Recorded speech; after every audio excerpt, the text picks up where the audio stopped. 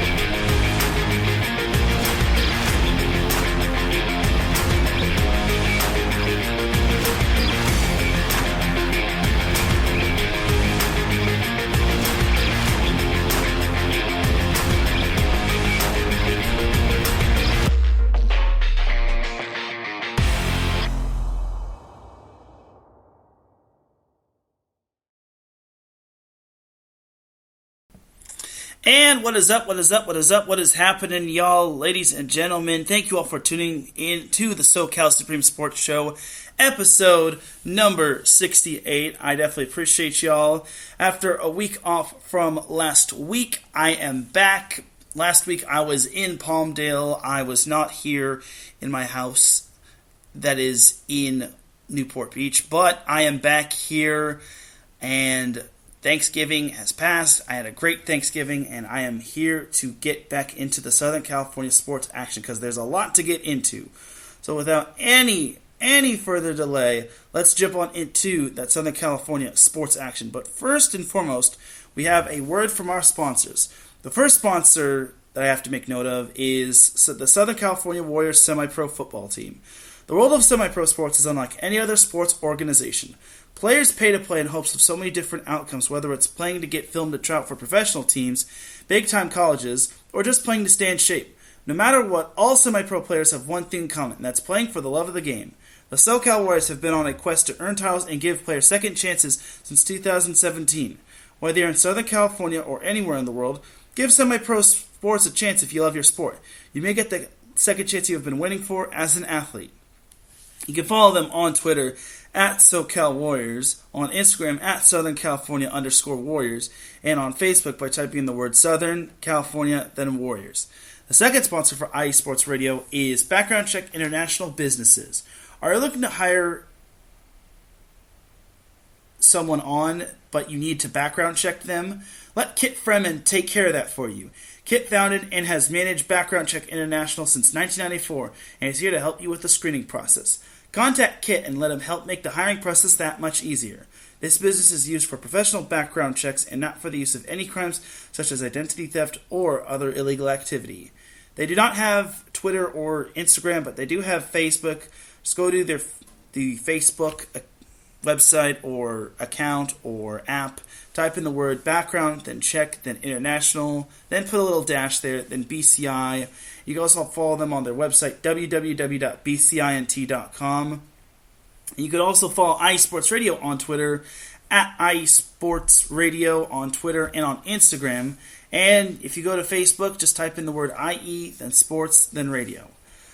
And also, don't forget, iSports Radio has a website, www.isportsradio.com. And when you go to iSports Radio's website, you can check out their Patreon account, which is basic, which has 5 different tiers.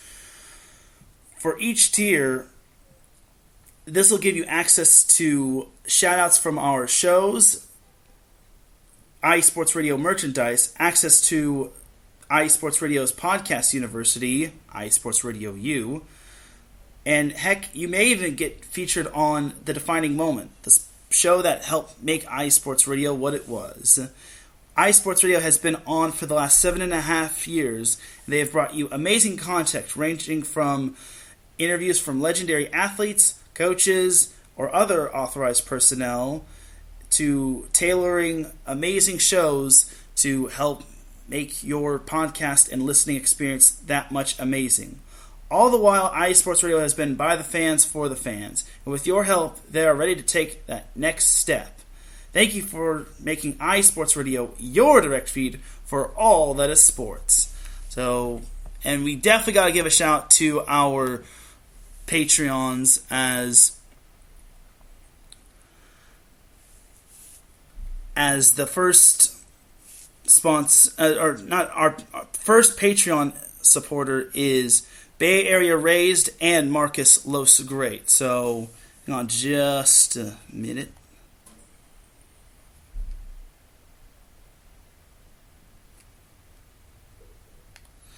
Alright, so, sorry, just needed to check out something really quick, and hopefully everything is going well with everybody. And it looks like, yeah, everything is good. As we say hello to Brad Buckingham in the chat room, he says, "Good afternoon, Teran. Have a great show, my dude." Hey, thanks, man. Definitely do check out Northwest Territory Sports. Brad does an outstanding job with that show. He talks about all things ranging from Portland and Oregon and whatnot. And he also talks about Seattle sports like the Seahawks and Oregon and Washington, Oregon State, Washington State, even makes note of Gonzaga as well. So, and he says that there's some audio issues, but it looks like I checked it already, and it looks like everything is crystal clear. But thank you for pointing that out. I just checked it, and I sound good as new. So, now without any further delay, let's get on into the sports action. So, you know what? Let's jump on into the NFL. So, Brad actually says, USC about to take over the Pac-12 again? Perhaps. You know what? I was going to jump into the NFL, but now that Brad mentions that, I'm going to talk some USC. So, last Saturday, USC lost to BYU. They gave it their all. They gave it a great effort, but unfortunately, they just fell short to BYU. At least they covered. I'll give them that much. Because the old saying goes, good teams win, great teams cover. But USC lost to BYU 35-31. They started Jackson Dart, and while he wasn't too bad, he wasn't really the most spectacular of all. He wasn't really the most spectacular quarterback. But then again, he didn't throw any picks. He just had 248 yards. It looked like USC had a mixed game going on. The only fault was that the offensive coordinator called for a 4-yard slant when USC had to go for it on 4th and 6, which, of course, that sounds like something USC would do. So, unfortunately, USC lost and is not eligible to go bowling this year. So that really sucks, but it is what it is. But a couple days after that, USC, or one day after that, USC announced the hiring of Lincoln Riley, the former Oklahoma football coach, which is downright awesome. And I couldn't believe this. I'm like, wait a minute, for real? I was just so flabbergasted when I heard the news. I'm like, whoa. It was almost too good to be true. And sure enough, it was confirmed. And I'm like, dang, that is amazing stuff. And I was really happy to see Lincoln Riley coming to USC. From what I heard, he turned down the LSU job, which I heard a couple sources saying that he was going to go to LSU, but then it was confirmed that he decided to not go to LSU. So the fact that USC has him is great stuff. And the USC effect, or the Lincoln Riley effect, is already taken over, as players that had committed to Oklahoma have now flipped their commitment to USC. One of which was Rayleigh Brown, a running back for Mater Dei, as he decommitted from Oklahoma yesterday, and today he is now committed to USC. The same can be said for Malachi Nelson, who decommitted from Oklahoma and is now following Lincoln Riley to USC. And Malachi Nelson is the real deal. He is arguably and debatably, and what I've heard, the best quarterback in the class of 2023. So that is great stuff for USC. The future is looking very bright for them, especially with Lincoln Riley. They finally have a serviceable coach. My thing is that I hope he can guide USC in the right direction. I'm sure he will, though. Brad says BYU needs to just join the Pac-12 already. Facts. I mean, that'll just make the Holy War that much exciting. But then again, that Utah already has their rivalry with Colorado, the Rumble and the Rockies. But we'll see. I mean, I would not mind seeing BYU in the Pac-12. So there's that. So that's enough about USC. I'm happy for them and how they hired Lincoln Riley, and they've got a lot of good commits coming to them. I'm not happy on how they lost to BYU. They actually played well, which is surprising. I thought they were going to get stomped on, but it got to the point where they actually led 31-28, but unfortunately for BYU, they were able to score with less than 4 minutes to go, and USC was just so close, but so far away. So, come on, USC. What are you doing to me? So, the nightmare will end for all Trojan fans on Saturday when USC plays Cal. That has no implications for either team whatsoever, because Oregon and Utah are playing in the Pac-12 championship, and that's going to be a fun little matchup. So, good for Oregon and Utah. And USC just is going to be playing for pride. So there is that. As for the other team from the Pac-12 from Southern California, UCLA defeated Cal 42-14, which was no surprise. I mean, Cal had been through heck and back and how they lost to Arizona. And again, this is no knock on Cal, but I just don't think Cal was ready for this season.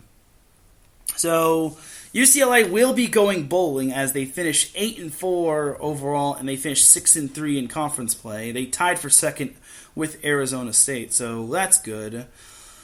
So I'm excited to see what UCLA has to offer when it comes to bowl season, and hopefully they get a decent bowl. But I doubt it'll be a big bowl, so we'll see.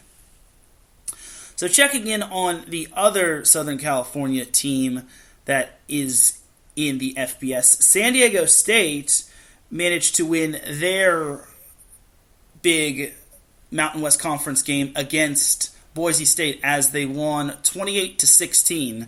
So this one was rather fascinating as San Diego State was down 16-3. It looked as if San Diego State was just not going to have a great game because Boise State had the record for most consecutive conference wins on the road.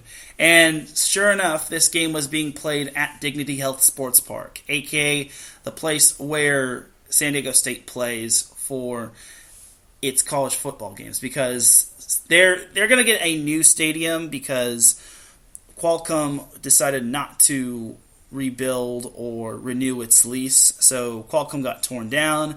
Instead, San Diego State is going to be getting a new football stadium on their campus, which is going to be really awesome. And then also it'll be used for soccer games and lacrosse games. So you got to throw that out there as well. Well, women's lacrosse games. I don't think they have a boys or a men's lacrosse team. And if anything, it's probably a club team. So I digress. So San Diego State managed to rattle off 24 unanswered points. And I think I said 28-16, but it was actually 27-16. So they managed to rattle 28 or 24 unanswered points. And they shut out Boise State in the second half. And I was very impressed. I saw this game the day after Thanksgiving, and it was rather great to see San Diego State putting together a full team effort, because I was not going to lie, I was very concerned that San Diego State was going to just choke this game away, and against an underwhelming Boise State team. I thought Boise State was better than what their record indicated. I thought Boise State was going to possibly knock San Diego State off its perch, but thankfully for San Diego State, they managed to get their mojo and swagger back, as Jordan Brookshire, who actually was benched for Lucas Johnson, actually got to play in the second quarter, and he had 192 passing yards, 1 touchdown on the ground and in the air, and he had a QB rating of 96.8. So not bad for someone who got benched. And also, believe it or not, San Diego State was led in rushing yards courtesy of Brookshire, as he had 46 on the ground. So I will say this about San Diego State. I think their run game has kind of been figured out by some of these teams, mainly in the Mountain West Conference, and Boise State took full advantage of that. That said, San Diego State really got a big boost from Jordan Brookshire, and I think Brookshire might be the hero that San Diego State needed in that game, because if they kept Lucas Johnson in, and this is no offense to Johnson, if they had kept him in there, it would not have been pretty, because he just wasn't getting the offense going, and the defense was having to go back onto the field every 3 and out, and it was just so demoralizing. So that is great to see Jordan Brookshire getting back in and earning his starting spot back. I can imagine Brady Hoke putting Jordan Brookshire back at the starting position. And this is what happens when you're not just running the ball every play.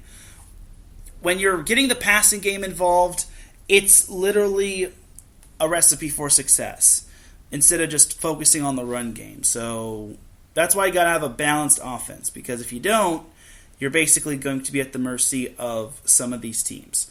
So San Diego State will advance to the Mountain West Conference championship game, where they will take on Utah State. Now, San Diego State has not seen Utah State at all this year. Utah State, on the other hand, finished 6-2 in its conference. They actually tied for first place with Air Force, but since Utah State has the tiebreaker over Air Force, then Utah State was able to represent in the conference championship from the Mountain Division. So here's the keys to victory for San Diego State. The defense has to ball out. And this game is going to be played at Dignity Health Sports Park. The defense has to ball out. If the defense has a big game like they did against Boise State, like the second half, they played lights out. And that's going to be crucial. Like if San Diego State's defense can ball out like they did against Boise State, the offense can handle itself. Because Brookshire definitely looks like the man to start at center going forward. Like Brady Hoke needs to start Jordan Brookshire. And they need to replicate what they did against Boise State, because, again, you can't just feed the ball to Greg Bell 20 times and expect him to, go Marshawn Lynch. So, for San Diego State, I have a good feeling about this. They only lost one game, and that was to Fresno State. And by the way, I don't feel bad for Fresno State fans, because obviously Fresno State was rooting for Boise State to win, and unfortunately for Fresno State, San Diego State won, and Fresno State finishes second in the Mountain West Western Division, while San Diego State gets to go dancing in the championship game. C'est la vie, though. Anyway, back to San Diego State. As for the offense basically has to be as fluid and balanced like they were against Boise State. They can't just run, like I said, they can't just run the ball with Greg Bell. Like, Jordan Brookshire can definitely orchestrate the offense at the quarterback position.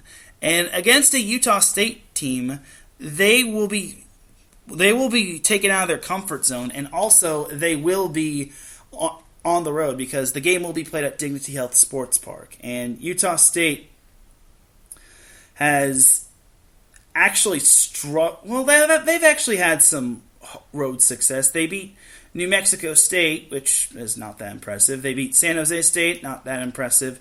New Mexico, not that impressive. They barely beat UNLV, which was overly not impressive. BYU, oh wait, no, that was a home game. My apologies. Boise State beat Utah State at home, but that was also a home game. Utah State barely beat Air Force, and then Utah State also beat Washington State at home, or on the road. So, all in all for Utah State, I think they're going to be out of their comfort zone when they come to Dignity Health Sports Park. Yes, it's not San Diego, but it's not San Diego State's fault that Qualcomm decided not to renew its new lease or its new contract. Thanks, Dean Spanos. Anyway, so for San Diego State, once again, the keys are defense has to be active early and often, and then the offense has to have a balanced diet. They can't just go run the ball 75% of the time, throw the ball every now and then. Football does not work like that. That said, I think San Diego State has been battle-tested all season long. You look at some of the opponents that San Diego State has had to play this year. One of their opponents was Utah, which is playing in the Pac-12 championship, which is darn right impressive. And then they've had a lot of close games, I will admit that. They played Nevada very close. They played UNLV very close, which I can't believe it was actually that close. They played New Mexico State close in the first half. They played San Jose State to double overtime. They played Air Force very close. They played Hawaii rather close, which I guess it's Hawaii time, but still. And like I said, they played Nevada close as well. So this was actually the first time we got to see San Diego State play a quality opponent, not in a one-score game. Like, I describe San Diego State like the Chargers, except San Diego State is finding ways to actually win these one-score games. So, some say the Chargers spirit, coached by Anthony Lynn, never left Carson and Dignity Health Sports Park, which is why San Diego State is playing a lot of one-score games. I'm just saying. But against Utah State, I have San Diego State winning... I have them winning 30-20. I don't think it'll be too high scoring. I mean, 30 is quite a bit, but I think the offense will have it figured out. I think Jordan Brookshire is going to lead this team to victory. He will be the MVP. If not, someone on the defense will be the MVP for San Diego State. And more importantly, I think San Diego State gets Brady Hoke his first Mountain West Conference championship, because this is a much improved San Diego State team, because last year they had themselves quite the ugly year. It was just absolutely atrocious. Like, ugh, I don't even want to think about that. But now they've turned it around. This is a very special team, and they're actually, believe it or not, one of the winningest programs in all of California. That's right, all of California. Not just Southern California, Northern California as well. And that's including Stanford, USC, UCLA, Cal, you name it. So it's impressive that San Diego State has been able to remain consistent, even without Rocky Long, who recently retired or stepped down as head coach. So I give a lot of props to Brady Hoke. And I thought and I honestly admit it, I thought the Boise State game was going to be rather meh, but honestly, he really proved me wrong. And Brady Hoke was named the Mountain West Conference Coach of the Year, and Cameron Thomas and was selected out as the Mountain West Defensive Player of the Year, and Matt Ariza was named the Special Teams Player of the Year. If you haven't seen Matt Ariza punt the ball, this dude could punt the ball super duper long. Like, if he was a better kicker, I'd say the Chargers should select him in the draft. But they already have Ty Long, so I highly doubt they'll go for another punter, unless, of course, Ty Long does leave for free agency, but we'll see. So, all in all for San Diego State, I'm rooting for them, and their game is going to be on Saturday at noon Pacific time. I might be able to watch that game. I'm not sure. I definitely want to see San Diego State ball out because last year, once again, it was just an atrocious year for them as they just had so much offensive ineptitude. But now they've kind of figured it out. The defense looks as solid as a rock, and they've only given up 30 points one time. Actually, no, they gave up 30 points twice. One was to Utah, which some of those points came in regulation, and then they gave up 30 to Fresno State. But if we take away those overtime periods from Utah, San Diego State gives up only 30 points in regulation once. So, all in all for the Aztecs, this has to be the cherry on top for them. The Aztecs are back, baby, and they are representing Southern California and all of California really well.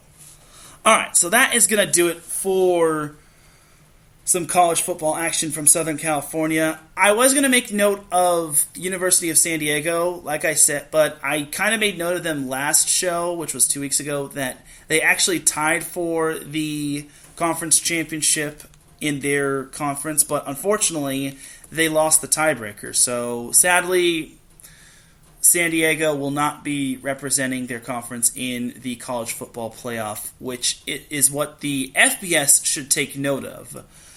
But unfortunately, they don't want to. They just want a 4-team conference or a 4-team playoff, and that's it, which is sickening.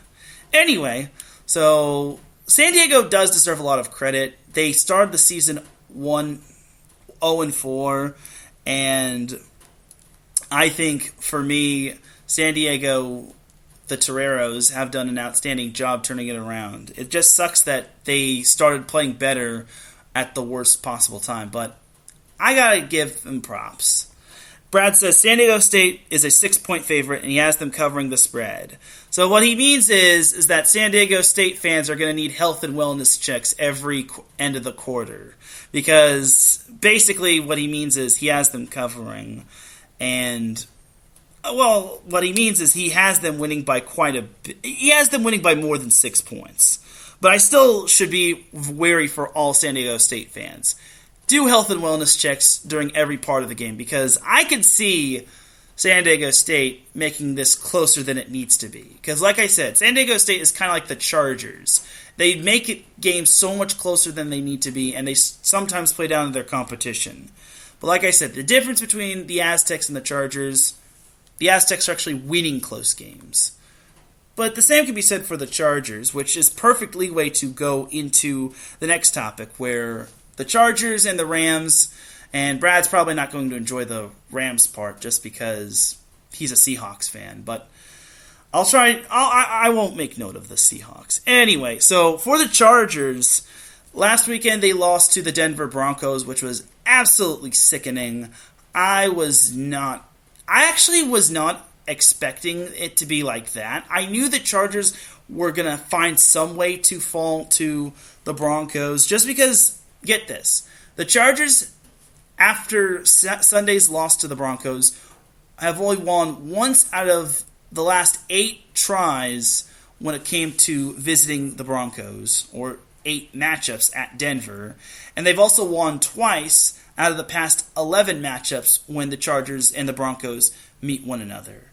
So basically what I'm trying to say is Denver is kind of the Chargers' kryptonite. I understand the Chargers struggling when it comes to playing up east, but when it comes to playing Denver at Denver, like, come on, man. This is rather concerning if you ask me. I get some of those years were in the Peyton Manning era, but honestly, it still is no excuse. So the loss actually really hurts the Chargers because had they beaten the Broncos, they would have been tied for first place with the Chiefs in the AFC West. However, the Chargers are now one full game behind the Chiefs, who were on bye last week. So the Chargers this week will hit the road to Cincinnati to take on the Bengals. Now, the Bengals are rather a interesting opponent. The Bengals are a much better team than they were last year. For those of you that remember, the Bengals lost Joe Burrow in the game against, I want to say it was against Washington. I'm not entirely sure. Either way, the Bengals are a much better team with Joe Burrow under center, and this is probably the matchup that should have gotten flexed to primetime. But after the Chargers' performance against Denver last weekend, they don't deserve primetime. So for the Chargers, they will be playing the Cincinnati Bengals. Last year that the two teams played one another, and the Chargers barely eked out a win. And it was rather close. Teran Taylor didn't even have his best game, and we didn't even get to see Justin Herbert. So now this time it'll be Justin Herbert versus Joe Burrow. This is definitely the matchup that I was highly anticipated to see. So for the Chargers, their keys to victory are basically stop the run. The Chargers have been struggling when it comes to the run game, and it's really, really, really, really annoying me. They struggled against the run against the Broncos with Melvin Gordon and Javonte Williams just gashing them. And this was a week after the Chargers had come off a big win over the Steelers. And yes, the Chargers did win that game, but they almost squandered a 17-point lead. And one of my friends joked with me. I was like, the Chargers could actually lose. I thought Anthony Lynn was gone from this coaching staff. And one of my friends said, some say Anthony Lynn's spirit never left SoFi, which was pretty funny. So against the Bengals, I would not be surprised if the Chargers had to play a one-score game against this team. And Brad says Joe Burrow is coming into his own, going to be a great matchup. I think it's going to be an amazing matchup. And this is definitely the key to winning or possibly clinching a playoff spot, because this could actually have big playoff implications. And this has a lot of AFC West implications. I know the Bengals aren't in the AFC West, but the Chargers definitely need to win because they've got the Bengals this week, the Giants next week, then the Chiefs, then the Chiefs the following week or 2 more weeks, and then they've got the Texans, then the Broncos at home, and then the Raiders at the Raiders. Basically, the Chargers' margin of error is very thin, especially with how the Chiefs are starting to resurge themselves. The Raiders are coming off of a big win over the Cowboys, and Denver is starting to, I wouldn't say come into their own, but they're starting to improve. So, but then again, it could be because the Chargers were just so trash in that game. But something I said on Twitter, on my own personal account, is that I would not be surprised if the Chargers actually figured it out against the Bengals. And this will have me and other Chargers fans scratching their heads saying, where was this team against Denver last week? And I think the Chargers can bounce back, but it's not going to be easy. I think the Chargers are going to need a full-on defensive effort from their defense, and that's a little redundant, but they're going to need to stop the run game. They have to stop Joe Mixon. They have to slow down their receivers in Tyler Boyd and Jamar Chase and I forget the tight end's name. It's Uzama, but all in all, they're going to need to slow down Joe Burrow, put pressure on him, and make him feel uncomfortable as possible. The Chargers did beat the Bengals last year, and the defense kind of was the key.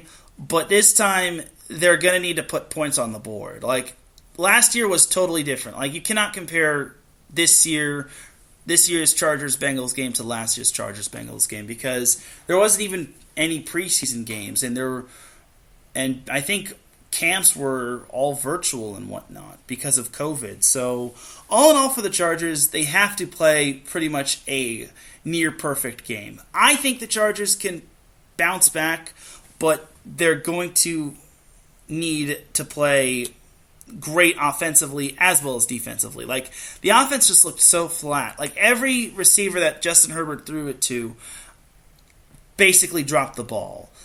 It went off their hands and into the hands of the into the defender. So all in all, for the Chargers, their receivers have to catch the ball. And Keenan Allen made a great point: get the jug machine if you can't catch the ball, and that's probably the best thing to basically call it. And that's probably the best advice anyone could ever offer. And I didn't even know those baseball machines were called jug machines. So good stuff for them. So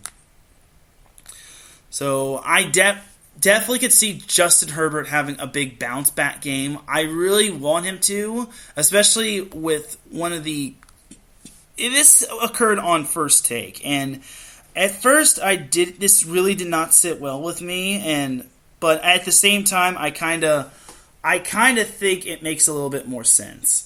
So Dan Orlovsky said he would take Joe Burrow over Justin Herbert if he were to start a franchise right now. And I hope that little, like, I wouldn't say take, but I'd say that opinion. I hope that opinion lights a fire in the Chargers and Justin Herbert especially, because he wasn't bad on Sunday, but 2 interceptions with one of them going for a pick six is not really pretty. Brad says Chargers need to have a great defensive game plan for all those weapons on the Bengals offense. I totally agree. It's looking like they're not going to have Asante Samuel Jr., but they will be getting back Linval Joseph, and that is huge because Joe Mixon is going to be salivating at a possible run-and-gun offense for the Bengals.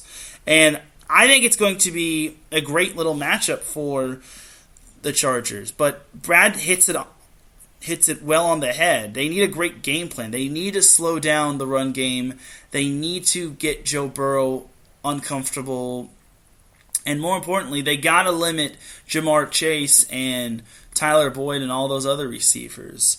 Like, those receivers are going to get theirs, but it's all depending on if the Chargers can limit the damage that those receivers can do. Because this is a huge game for the Chargers. Like, they need to win this game in order to have any sort of chance of making the postseason. They're currently 6-5, and for those that are wondering, the Chargers start off 4-1 in their first 5 games. Although some of those games were rather close, like the Chiefs game and the Browns game, and Washington was rather close.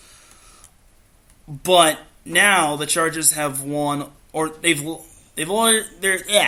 currently 2-4 in their last 6 games. So the Chargers definitely need to step it up, and they cannot afford to lose this game, because if they lose, I don't think they deserve the playoffs. Now, that may sound a little harsh, but I think, to me, the Chargers aren't proving themselves, because they went 4-1. Everyone thought they were even hailing the Chargers as a possible Super Bowl contender. And then they lost to the Ravens, then they had the bye, then they lost to the Patriots, which the Patriots still have the right formula for the Chargers.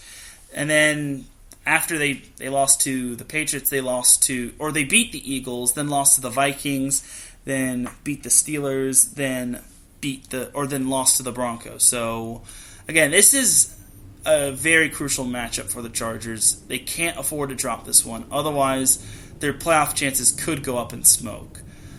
But I have the Chargers winning 28-24.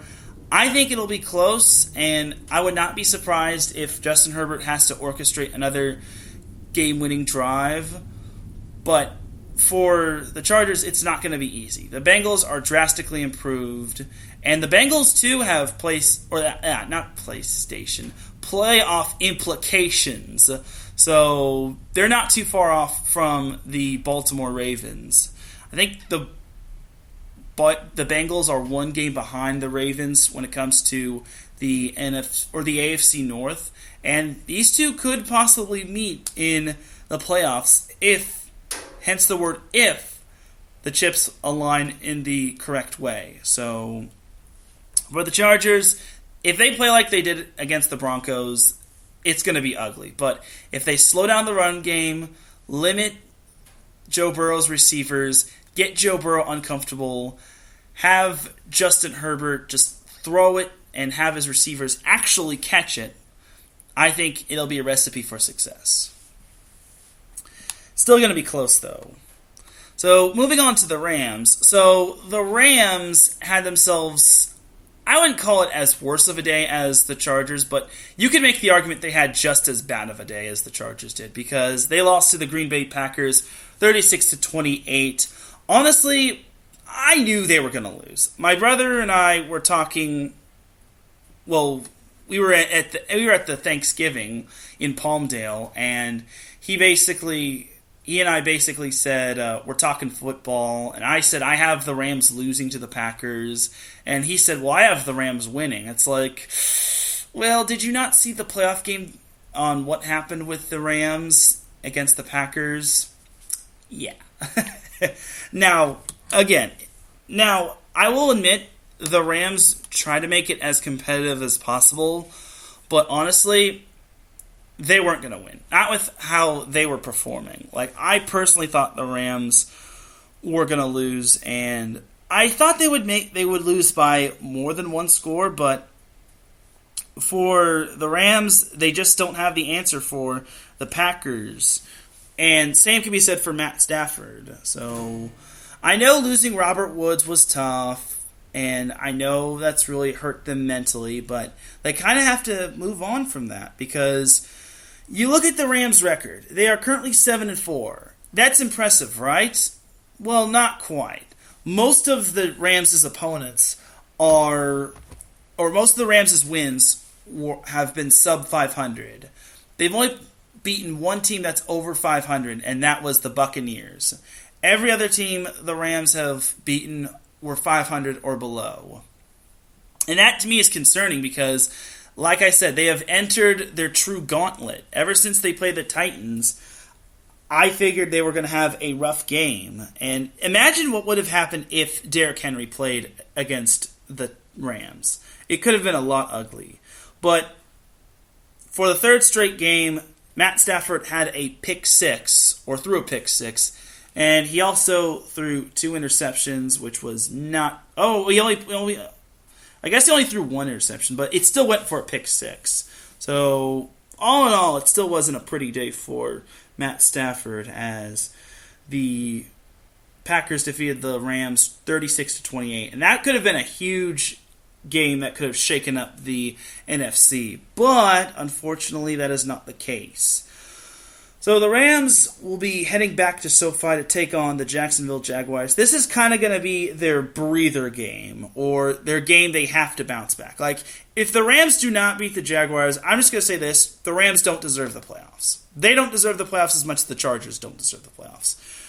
I mean, against the Packers, they were competitive to the bitter end, but for the Chargers, they were at least in their game through 3 quarters. Like, they were only down 14-7 going into the 4th quarter, and they were driving into the Broncos' territory. And I think they were in the red zone. The problem was that Justin Herbert threw a low check down pass into the end zone for an interception, and eventually the Broncos capitalized on that. But for the Rams, they really have to get it going. I know their running game isn't as good without Cam Akers, but for Darrell Henderson Jr., that's basically his time to shine. And if they don't get the job done with Henderson, they just got to feed it to Michelle. They got to get their run game going as well as the passing game. Like I said with San Diego State, you have to have a balanced diet, because if you're doing more than one thing as opposed to the other thing, it's not going to be a recipe for success, and you're basically going to be at the mercy of the opponent.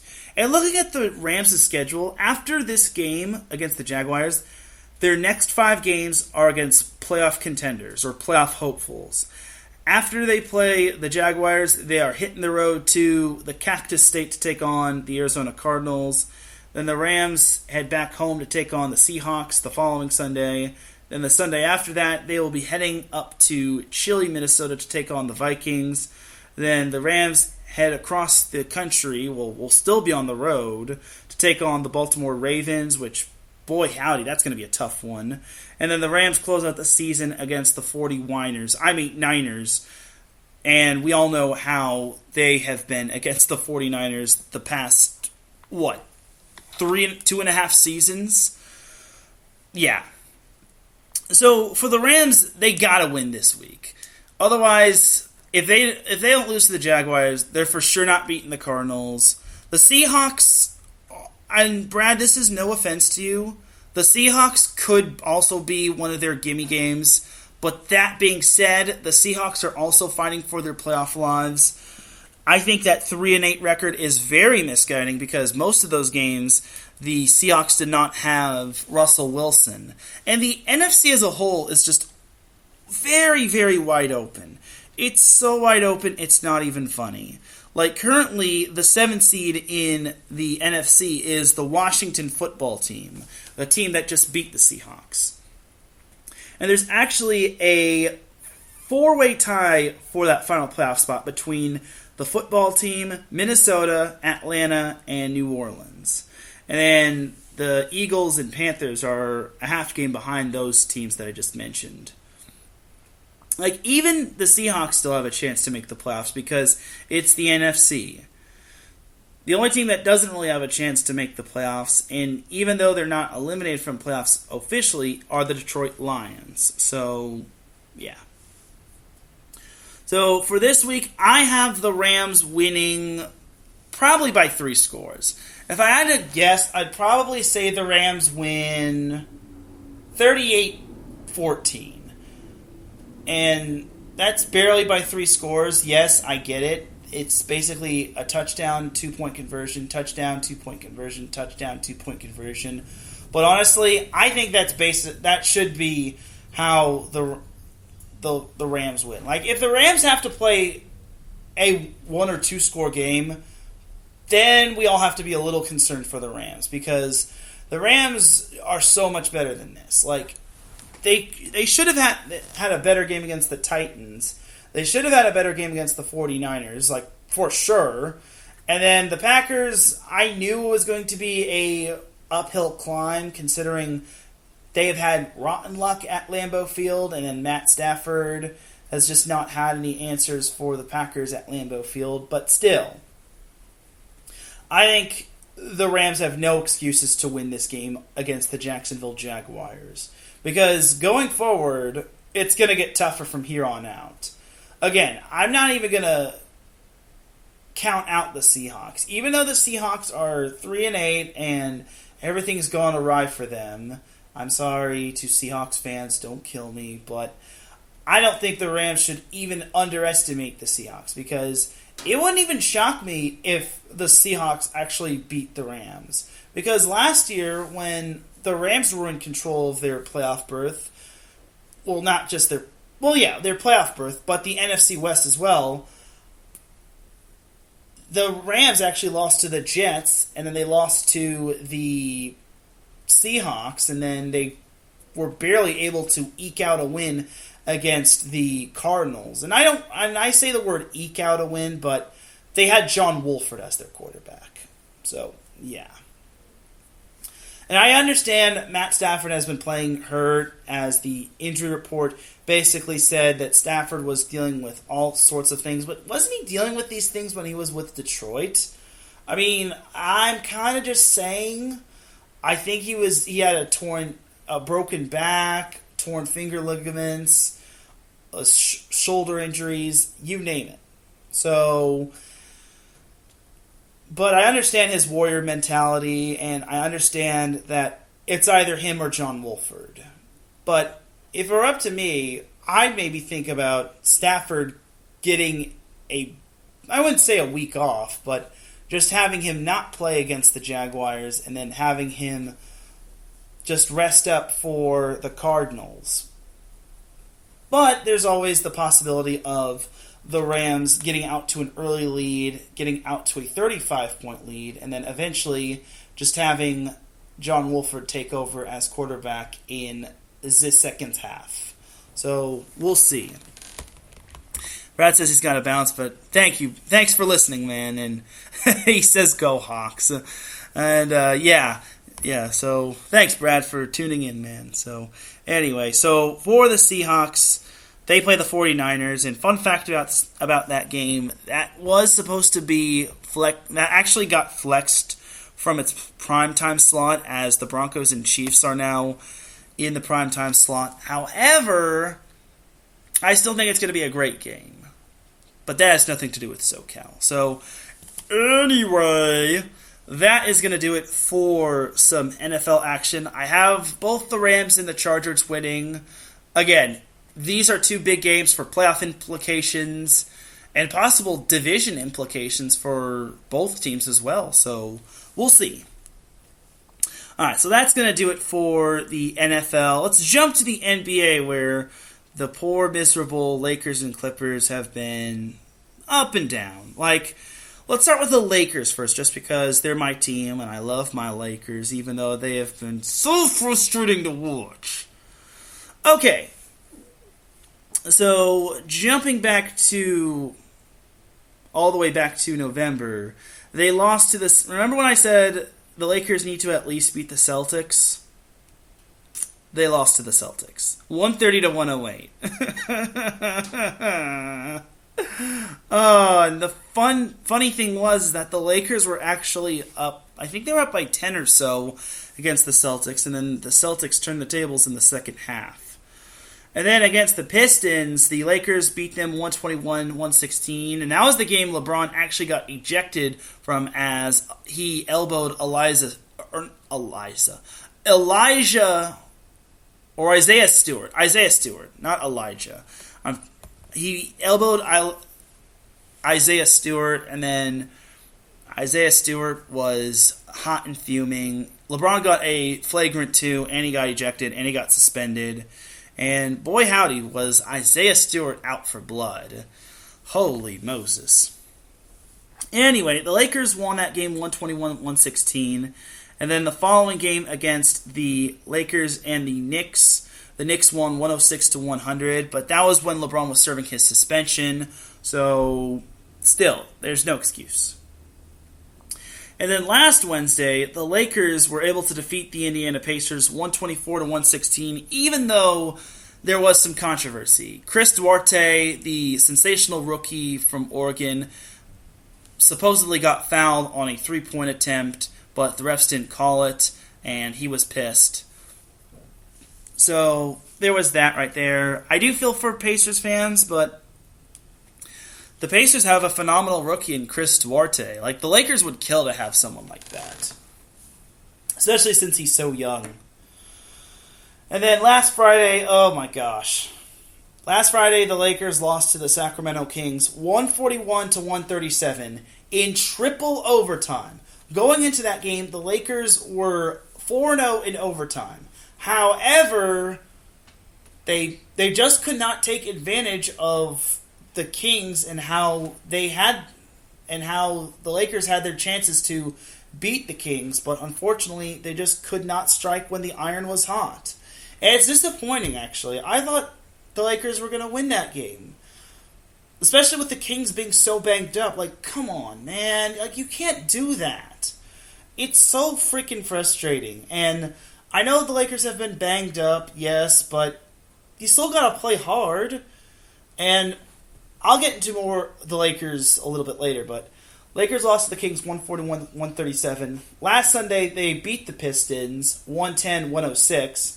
And then this past Tuesday, the Lakers trounced the Kings 117-92. The Kings were actually up, I think, by 14 in the first half. And then in the second half, the Lakers just turned the tables. It was so bad in the second half that the Kings' interim coach, Alvin Gentry, because Luke Walton got fired, Alvin Gentry actually had to apologize to Kings fans after his team's performance in the second half. So I feel for the Kings, but at the same time I don't. Anyway, so for the Lakers, they will be back home to take on the Clippers. It is going to be a a Lakers home game against the Clippers. Speaking of the Clippers, let us jump all the way back to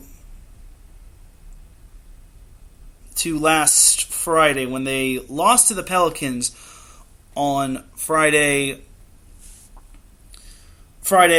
November 19th, as the Clippers lost to the Pelicans 94-81. But then on Sunday, the Mavericks, last Sunday, or the previous Sunday, the Clippers beat the Mavericks 97-91 before falling to the Mavericks 112-104. And that was an embarrassing loss.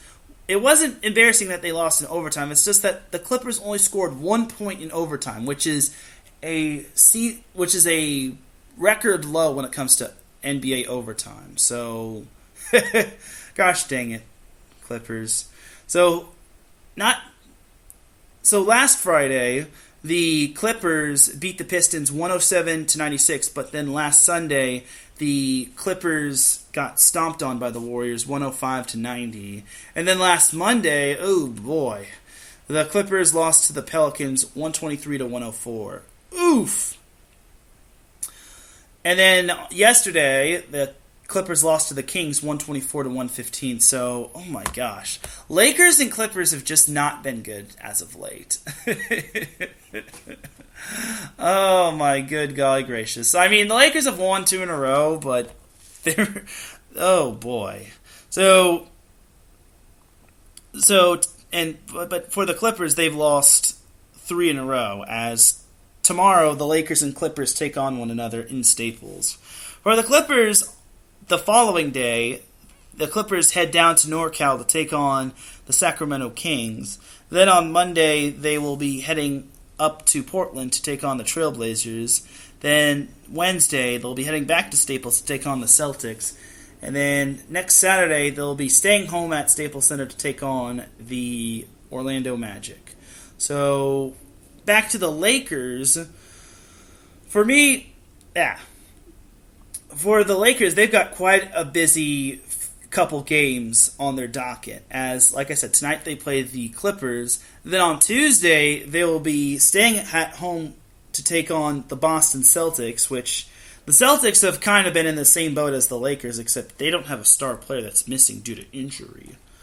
So, Lakers and Celtics will be facing one another on Tuesday. Then next Thursday, the Lakers will be hitting the road to the Bluff City Classic to take on the Memphis Grizzlies. And then next Friday, the Lakers will be playing the dreaded Thunder in OKC. And boy howdy, the Thunder have been a thorn in the Lakers' side this season. I mean, currently the standings don't really do the Lakers and Clippers justice, as the Lakers are 6th in the Western Conference at 12-11, while the Clippers are 11-11, and they are 7th in the Western Conference. However, that 11-11 record is also tied with the Portland Trailblazers and the Minnesota Timberwolves. But we're not going to figure out the playoff scenarios just yet, just because it's still very early. And we'll see if the Lakers can turn around. The Clippers still will not have Kawhi Leonard, which everyone's saying that Kawhi will be out for the season, but I don't think he's going to be out for the season. Like, come on. Don't be feeding me these lies. But someone else that's going to be out for the Lakers in terms of superstars is LeBron James, as he has entered the COVID protocols, as he doesn't have COVID-19, and yes, he is vaccinated, but I guess he came into a close contact with someone that did have COVID. So, unfortunately, he is out for a maximum of 10 days, which is very sucky. And, of course, LeBron has to be out for the Celtics and the Clippers games. How fun. How fun and convenient. And even LeBron said on, I think it was on his Twitter or Facebook, he said, something fishy going on here. And I don't know, bro. I don't know if it's fishy. So, what can you do, LeBron? So, Lakers are just going to have to make do with what they've got. I mean, they looked good without him in the first game against the Kings, but it's the Kings. Can't really give too much of a woo-hoo when it comes to that, but hey, it's a miracle. Or it's a start. Right now, the Lakers just have to win without LeBron. They're going to have Anthony Davis step up, Russell Westbrook not be Russell Westbrick or the Shackton MVP, and they're going to have other players step up. I think Avery Bradley, I want to say, is out, which is not good. And the Lakers have a few other guys that are dinged up as well, so... oh, boy. Oof. Oof, oof, oof. But at the time of this recording, the Lakers have won 2 in a row, and the Clippers have lost 3 in a row, but one of these teams is going to have to bounce back, or they're just going to have to find their footing. So we'll see. We'll see for the Lakers and the Clippers. So that's that for the NBA. And one more thing to make note of. I actually have a friend who is a huge Laker fan. Huge Laker fan. So for the Lakers, they're going to need to step up, and I think I have screwed up my mic settings. But all in all, that's better. So for the Lakers, I have this friend who is a big-time Laker fan. He is a huge Laker fan. So, all in all, for him, he is not a huge fan of this year's Laker team. He's never been a fan of Melo. He's never been a fan of LeBron. He's certainly never been a fan of Russell Westbrook. And I can't blame him for saying all those things. Like, he says he cannot stand this season's Laker team because they just don't play hard, they get injured every now and then, and more importantly, they're losing games left and right. And, it's just frustrating.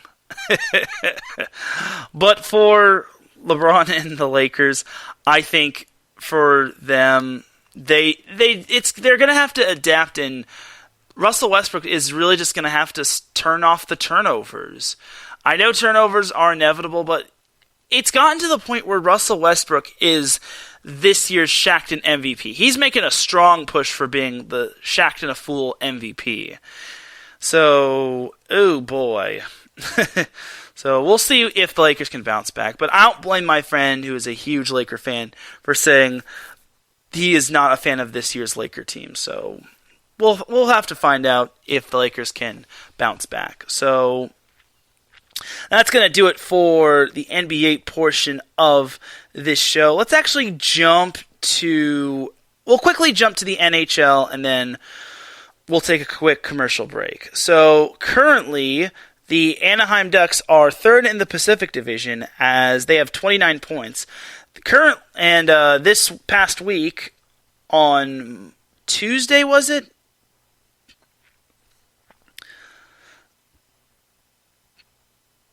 Yeah, Tuesday. Tuesday, the Ducks defeated the LA Kings in a shootout 5-4.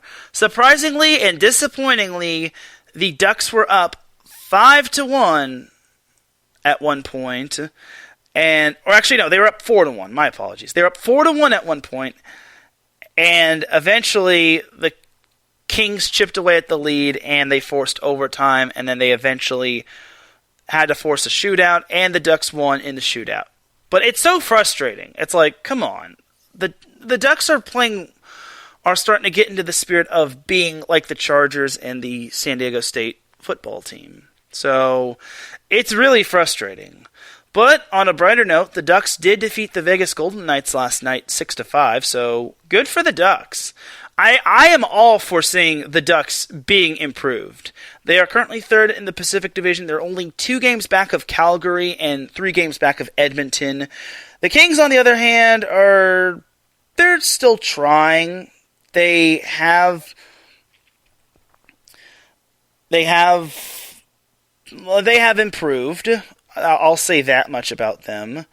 But losing to the Ducks doesn't really help them. They did beat the Senators last Saturday, but last Wednesday they lost to the Maple Leafs, and the last Sunday, not this past Sunday, but the following Sunday, or the previous Sunday, they lost to the Coyotes, which, that's not really good if you're a hockey team. I'm just saying you can't lose to the Coyotes or the Yotes or the Coyotes. But either way, next up for the Kings is a game against the Calgary Flames at 7:30 tonight at home. Then the Kings head up to Edmonton to take on the Oilers. Then they'll stay up north to take on the Canucks. Then next Thursday they'll be heading back to Staples to take on the Dallas Stars. And then next Saturday they are home against the Minnesota Wild. So that's next up for the LA Kings. In terms of the Ducks, they're actually fourth in the Western Conference, as they're only 2 games back of Minnesota and Calgary, and then, like I said, they are 3 games back of Edmonton. So the Ducks, on the other hand, they play Calgary tomorrow at the Honda Center. I was going to say Anaheim Stadium or Arrowhead Pond, but unfortunately it's not Arrowhead Pond. I got to remember, it's still it's not the Arrowhead Pond anymore. It's the Honda Center, but it'll forever be the pond. Anyway, so then on Monday, the Ducks will be heading up east to take on the Washington Capitals on Monday. And then Tuesday, the Ducks will still stay up east to take on the Buffalo Sabres. And then next Thursday, they will take on the Columbus Blue Jackets. And then next Saturday, they will also be up east to take on the Pittsburgh Penguins. The Ducks won't be at home until Wednesday when they take on the Seattle Kraken, and I hate that Brad had to bounce because I would be excited for Kraken versus Ducks Part 2. The Kraken have struggled a bit, but there's still plenty of time. Like, the Kraken may be the second worst team in the Pacific Division, but I don't think their season is over. They just hit a rough patch. Like, the Ducks have hit many rough patches as well as the Kings. So, all in all, for both teams, it's all about trying to get better. So, we'll see what happens. But I am liking this improvement from the Ducks. I'm all for one of those teams between the Kings and the Ducks making it to the playoffs. So, we'll take ourselves a quick little commercial breaky break. When we come back, we'll have more talk in terms of Southern California sports, as we'll talk about USC and UCLA men's hoops. And then we'll also talk about some other miscellaneous Southern California sports action. And then we've got the Dum Dum of the Week award. So keep it locked. You are listening to the SoCal Supreme Sports Show here on iSports Radio, your direct feed for all that is sports. We'll be right back after this.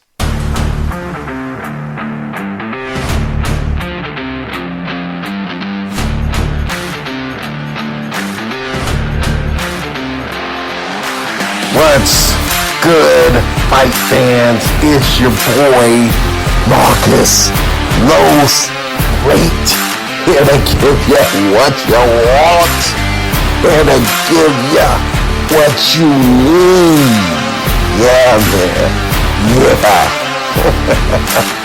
I'm coming to you live, straight from your mama's basement with a crispy, awesome white tea. They're coming to you live every Tuesday at 10 p.m. Eastern Standard Time. Powered by IE Sports Radio, your direct feed for all that is sports.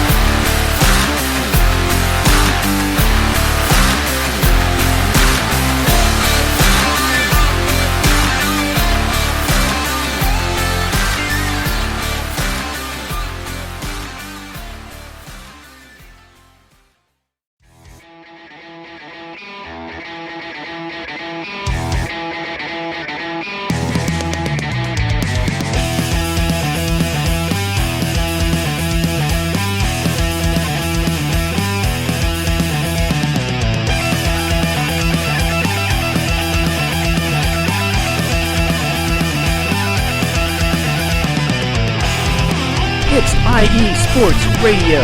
It is your direct feed for all that is sports.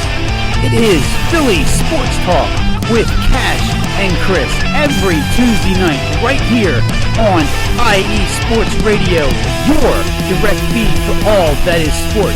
Philly Sports Talk with Cash and Chris is the most comprehensive view on Philadelphia sports exclusively right here on IE Sports Radio. You know what it is, your direct feed for all that is sports. Tuesday night, IE Sports Radio, Philly Sports Talk with Cash and Chris.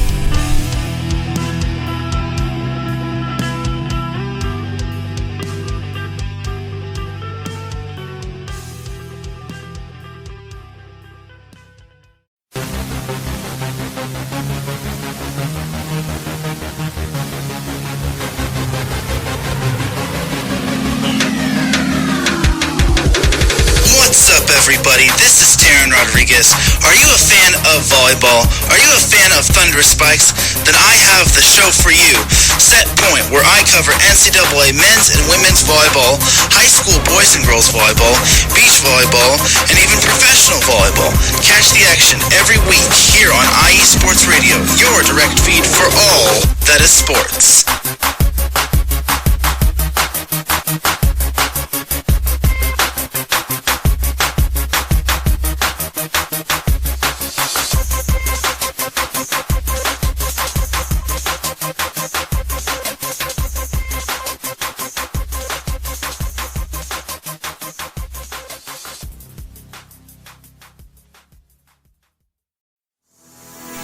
Sports fans, do you like teams that are tough, cities that are tougher, and fan bases that are passionate about their teams? How about teams that are historic and stadiums that are iconic? Then you belong in Chicago, and you need to check out Chi-Town Weekly. Join me, Adam Kernan, every week as we keep up with all things Chicago sports. Bears, Bulls, Blackhawks, Cubs, White Sox. We'll cover them all, plus more. The Windy City is always buzzing, and we'll keep you up on all the big games and major stories. So tune in to Chi-Town Weekly every week right here on IE Sports Radio, your direct feed for all that is sports.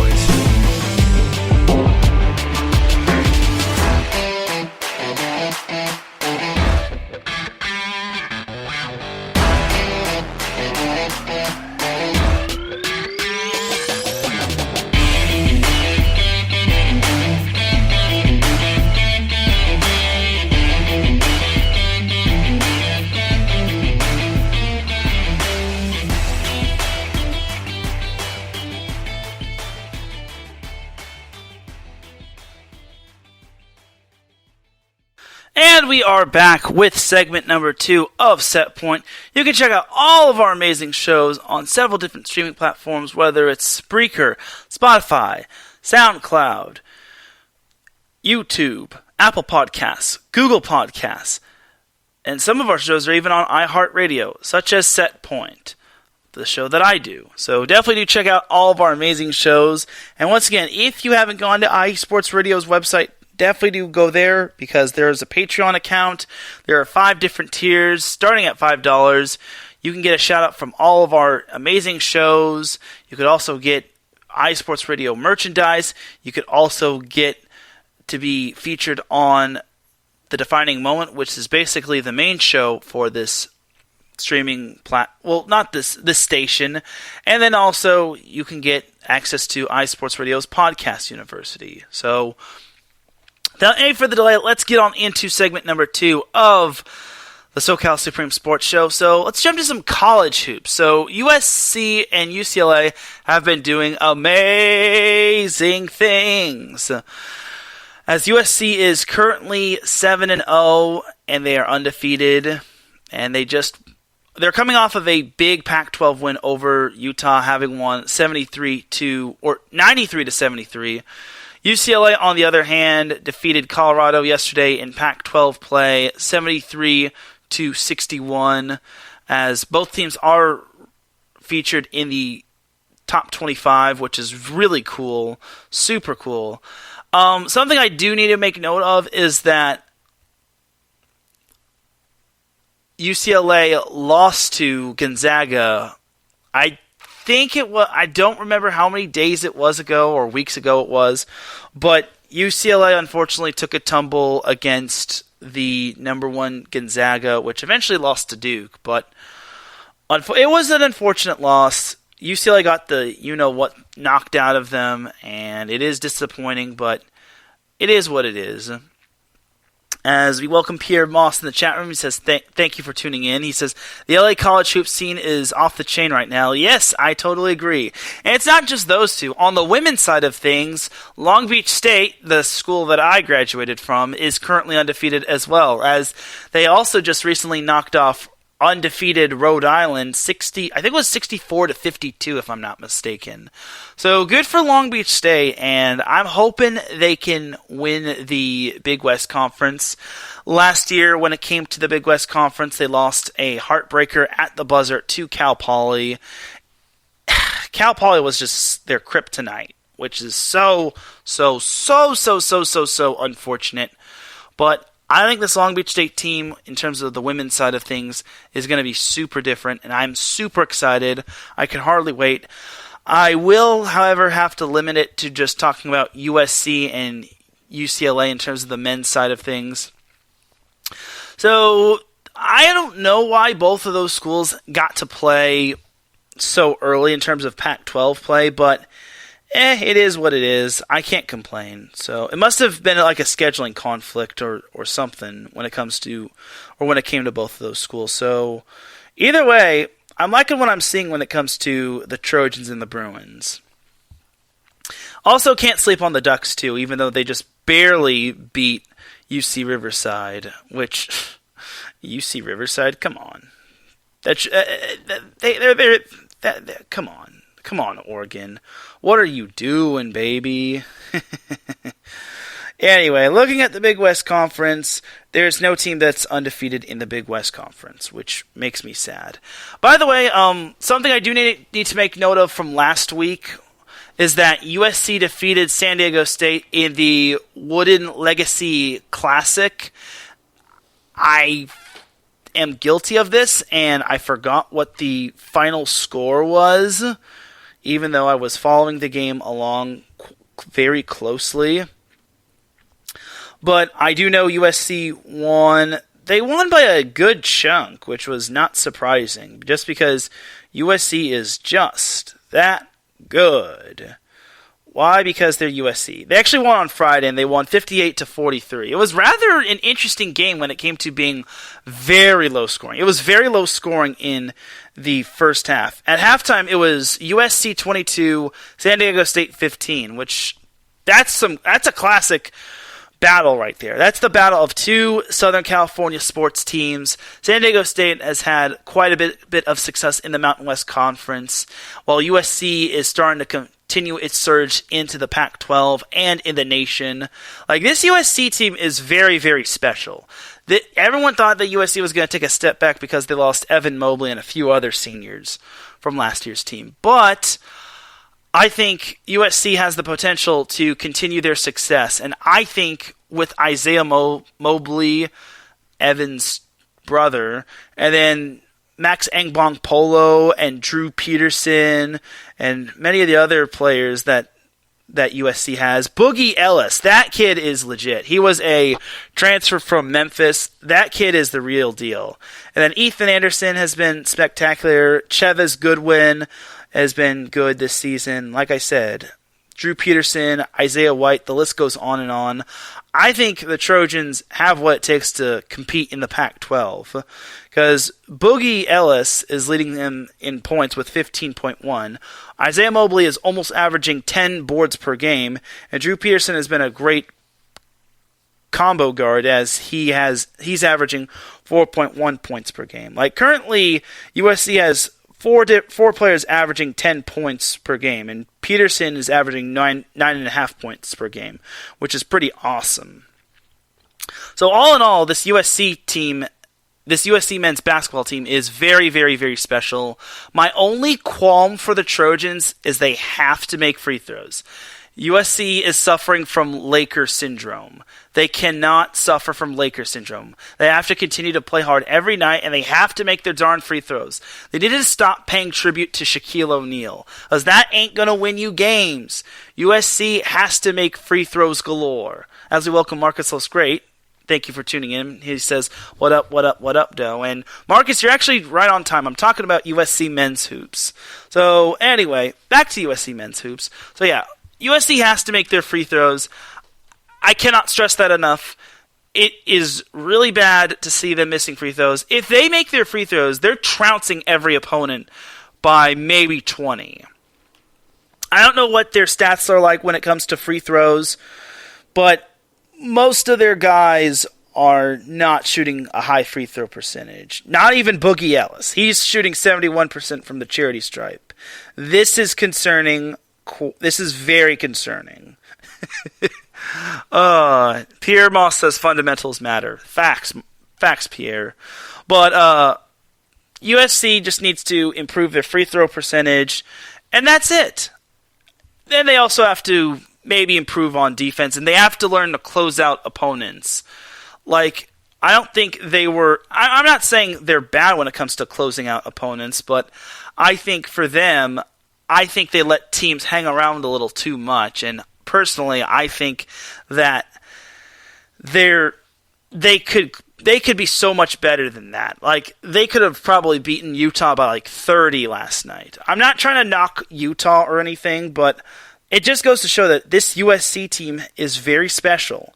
So USC heads back to Pac-12 play on Saturday to take on Washington State.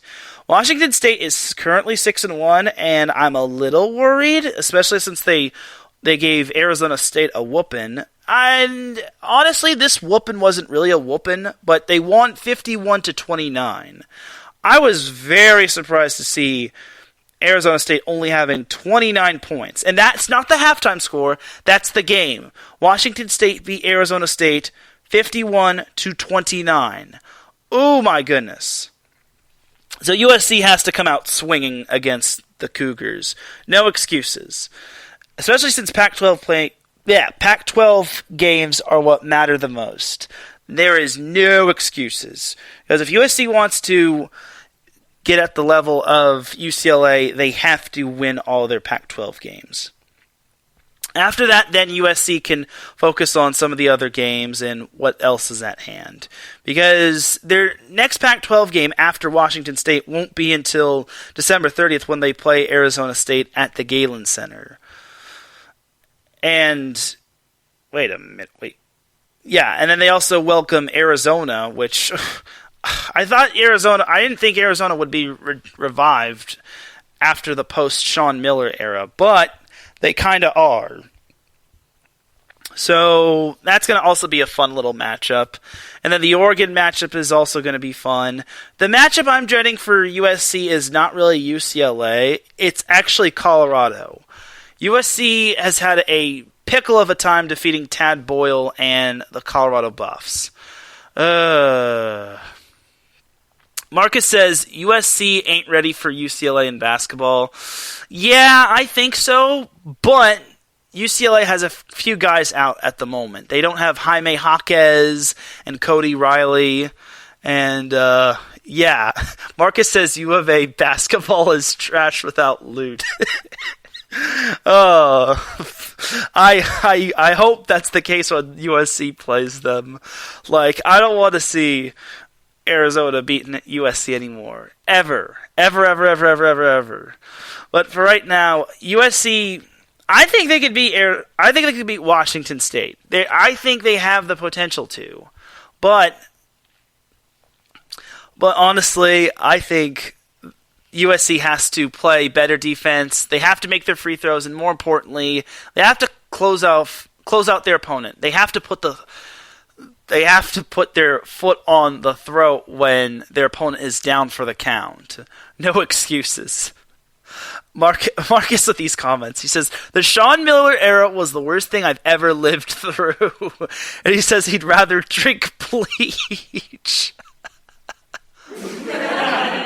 That's pretty funny. I'm sorry, but it's pretty hilarious, actually. But I agree. The Sean Miller era was not the best era, honestly, and it eventually cost Arizona a spot in the Pac-12 tournament. So, oops. Anyway, so that is that for USC. They've been rather impressive, honestly. I'm gonna give them that much, but can they keep it up? We'll see. So as for UCLA, there's no surprise that they are still doing good, but they did lose Jaime Jaquez to injury, and they also don't have Cody Riley for the time being, but they're still doing pretty good. They're 7-1, and their only loss was to Gonzaga, so we'll see. So Sunday, not Saturday, UCLA will be heading down to Washington to take on Washington, and is USC playing? USC is playing Washington at Washington State. If I said USC was playing Washington State at the Galen Center, my apologies. But UCLA is playing Washington at Washington. That should be a win. I would be so surprised if UCLA lost that one. Even without Jaime Jaquez or Cody Riley, UCLA is going to spank the living daylight out of those Huskies. They're going to make sure they control the pet population and spay and neuter those Huskies. That's for darn sure. Anyway, so for UCLA, after that, their next Pac-12 game won't be until Thursday, December 30th, when they take on Arizona, which is going to be a barn burner. But I expect UCLA to be back fully healthy. So we'll see what happens with them. Like, they should not be worried in the slightest. They still have Johnny Juzang, Tiger Campbell, and they have Miles Johnson. Miles Johnson, I'm just going to say this right now, he is from the Long Beach area. That dude is the real deal, and he is legit. I think he's making a great impact for the Bruins, and he's a senior. My apologies. Who is their one guy that Peyton Watson? That's who I'm thinking of. Peyton Watson. That dude has been making a slight impact for the Bruins, even though he hasn't been averaging the minutes and points that I wish he would average. But I digress. So yeah. Having Johnny Juzang, Tiger Campbell, Jules Bernard, I think the Bruins are still in good shape. I still think they are a big threat to the Pac-12, and I don't want to say this early, but I think Marcus is right. I think UCLA is going to be ready for USC. I don't think USC wants the smoke, but a lot can happen going into January of 2022. I can't believe it's already December, by the way. So we'll see what happens with UCLA and USC. But for right now, UCLA has their little matchup against Washington, which they are going to spank the living daylight out of Washington. They're basically their fresh meat. Washington is legit fresh meat for the Bruins. And a matchup that I'm actually interested in is UCLA versus Marquette. I think that's going to be a great matchup. Like, Marquette is not ranked, but I've heard great things about Marquette. That is home to none other than the home of Dwayne Wade.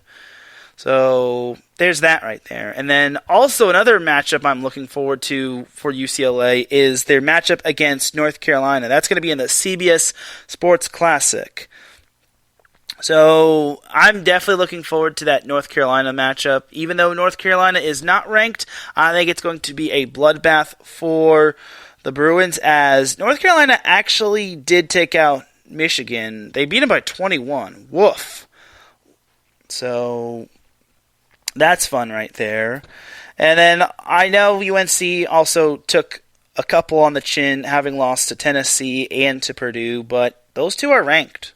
So you can't really fault them for that. So that is that for UCLA and USC when it comes to men's hoops. And that's pretty much going to do it for practically everything, but I still have the Dum Dum of the Week award. So the Dum Dum of the Week award is basically an award that I give out to someone or something that did something really dumb. It could be anybody that gets this honor. It could be my neighbor. It could be someone on the other side of the globe. It could be an alley cat. It could be a crow that pooped on me. Anybody could get the Dum Dum of the Week award. But before I go into the Dum Dum of the Week award, I gotta give Dum Dum of the Week award honorable mention.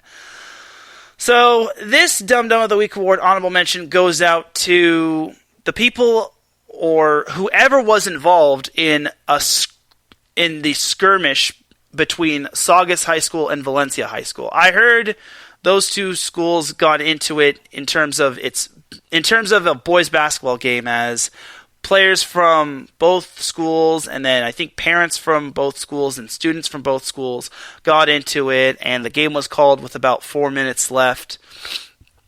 That's not even really dumb. That's just illogical. It's like, why are we fighting? Like, why are you fighting? I know it's a rivalry game. I understand tempers could flare, but it's just not right. And why are parents and fans getting involved? Like, it's bad enough that the players are getting into it, but you all are just ruining it for the fun of the game. Like, come on, man. Like, this was almost too bad to be true. And I'm like, oh, God. I thought this whole fighting was supposed to be over with. Don't people know that fighting is for caveman? Oh, well.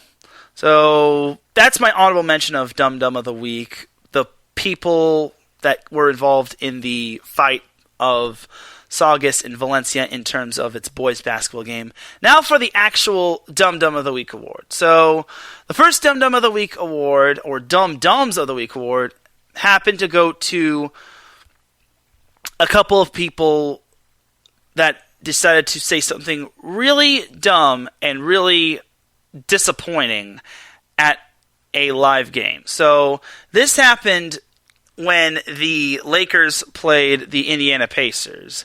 So that game, like I said, it went overtime. It was a fight to the finish. And LeBron was doing his thing and whatnot. And then apparently LeBron James had to get the referee to kick a couple fans who were saying bad things about him out the gym. So everyone who was everyone basically thought that LeBron was getting heckled and whatnot, and everyone was calling LeBron LeCaren James because he wanted fans kicked out and whatnot. So at the end of the whole game, after everything was all said and done, it turned out that those fans were one of those fans, or one, if not both those fans, were basically mocking LeBron, calling him buck buck buck buck buck buck buck.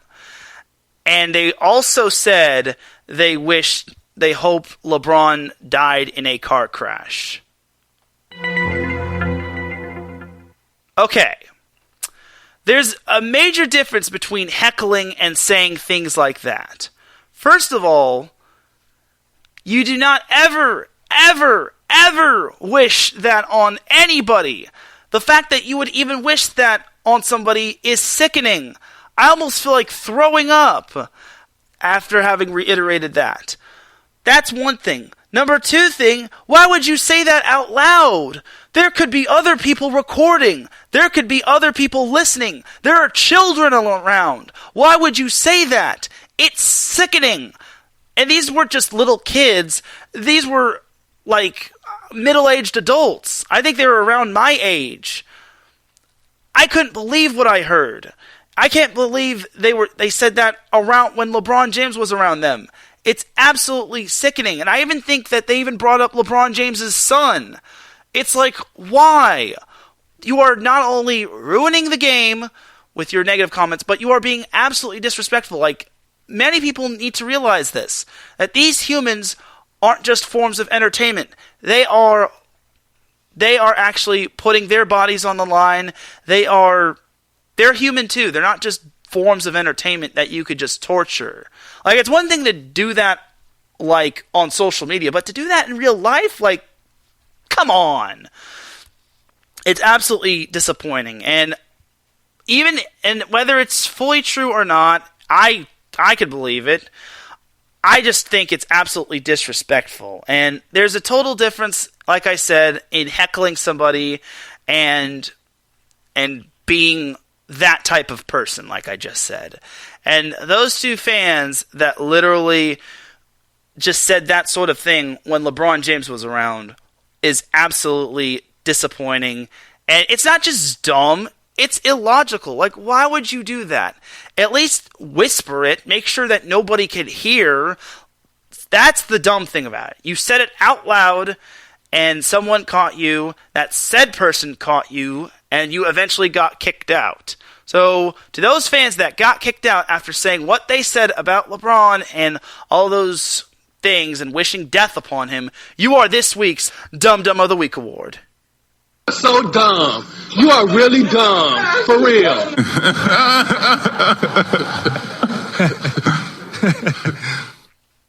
So that is part one of the award. Now, part two, we're going to make this a little bit lighthearted. So, part two. This happened on Thanksgiving Day. Oh boy. Oh boy, oh boy, oh boy. I definitely got to make this the Dum Dum of the Week award. So this happened in a game, a football game. And this happened between the Detroit Lions and the Chicago Bears. Now, God bless the Detroit Lions. They are trying their hearts out. They're trying to get that first win of the season. But they keep finding new ways to lose, man. It's just ridiculous. I don't believe it. It's like I'm watching the Chargers from last year.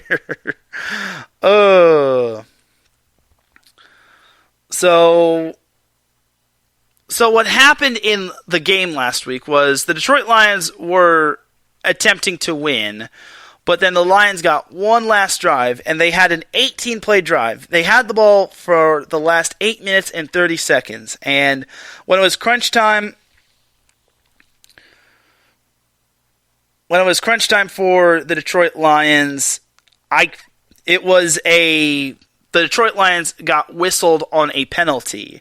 And it wasn't because of the players.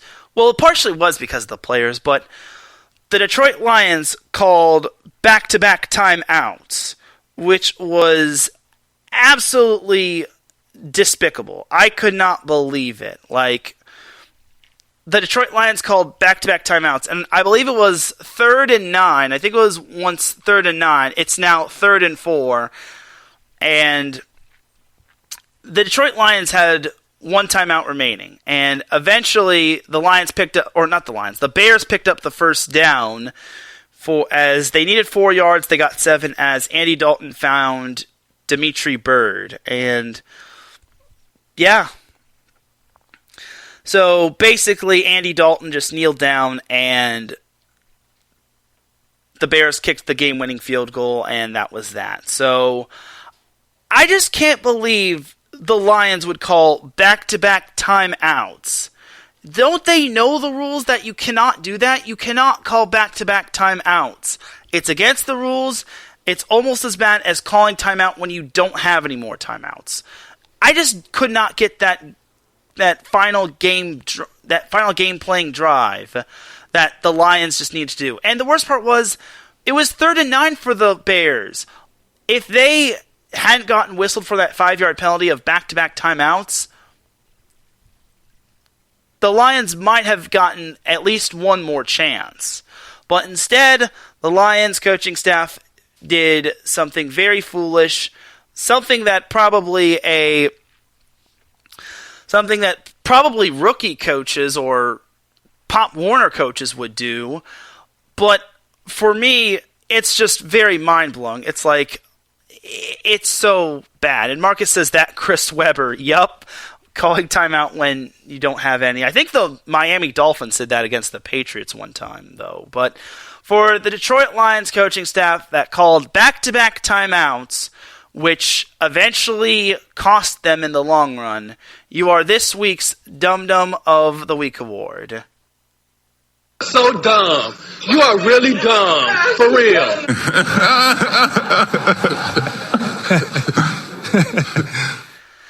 And that, my friends, is all she wrote. When are these people going to learn? My goodness, my people. Like, I just don't understand. Like, from a coach's standpoint, how do you mess up something? I understand that there was confusion on the field and how there were so many players lining up incorrectly and how there were, like, too many men on the field. But come on. And also, why weren't the Bears quickly snapping it to give that too many men on the field penalty? So many questions that will never be answered. But on that note, that is going to do it for this week's episode of the SoCal Supreme Sports Show. The reason why I did this show today is because tomorrow is my birthday. I am getting up there in age. I'm just kidding. But anyway, without any further delay, it is time, ladies and gentlemen, to get on out of here because I gotta get me some grub and I gotta prepare for other things and continue to watch the NCAA Women's Volleyball Tournament. You dig? Thank you very much for tuning in to the SoCal Supreme Sports Show. I really appreciate you all tuning in. If you are listening live, I appreciate you. If you're listening on the playback, I appreciate you. If you're listening at work, I appreciate you. If you're listening at the wee hours of the morning, I appreciate you. If you're listening at any point, any time of the day, I appreciate you. Big shout to the chat room, Brad Buckingham, Pierre Moss, and Marcus Loscrate for tuning in live. I appreciate you three. It really means a lot. And I will be back next week, most likely, unless something happens.